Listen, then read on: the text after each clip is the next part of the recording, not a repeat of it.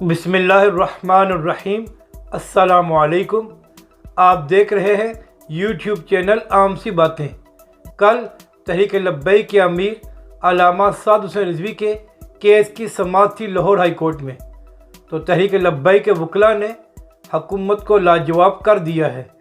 इस वीडियो में हम इसी के मुतालिक बात करेंगे, मगर इससे पहले अगर आपने अभी तक हमारे इस चैनल को सब्सक्राइब नहीं किया तो सब्सक्राइब कर लें ताकि आप हमारी मज़ीद वीडियोज़ को भी देख सकें।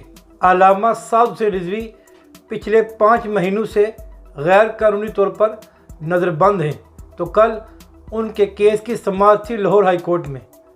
तो तहरीक लब्बैक के वकला ने जज साहब को बताया कि जब 12 अप्रैल को अल्लामा साहब को गिरफ़्तार किया गया तो उससे पहले तहरीक लब्बैक या अल्लामा साद हुसैन रिजवी ने कोई काम भी ऐसा नहीं किया था जो पाकिस्तान के आइन के ख़िलाफ़ हो या पाकिस्तानी कानून के ख़िलाफ़ हो। तो इसलिए कोई जवाब नहीं बनता कि अल्लामा साद हुसैन रिजवी को मज़ीद नज़रबंद रखा जाए। तो इसलिए अल्लामा साद हुसैन रिजवी को रिहा किया जाए।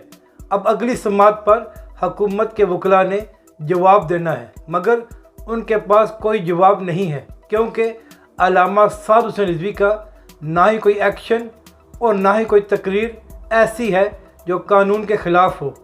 अल्लामा साद हुसैन रिजवी ने सिर्फ इतना कहा था कि हुकूमत अपने मुआहदे पर अमल करे, वरना हम पुरअमन प्रोटेस्ट करेंगे। और पाकिस्तान के आइन और कानून में पुरअमन प्रोटेस्ट की हर किसी को इजाज़त है। जैसे इमरान खान साहब ने 126 दिन धरना दिया था। अब 20 सितंबर को अल्लामा साद हुसैन रिजवी के केस की अगली समाअत है और वकला बड़े पुरुम्मीद हैं कि इंशाअल्लाह अल्लामा साद हुसैन रिजवी के हक़ में फ़ैसला आएगा और हुकूमत को एक बार फिर अदालत से मुँह की खानी पड़ेगी।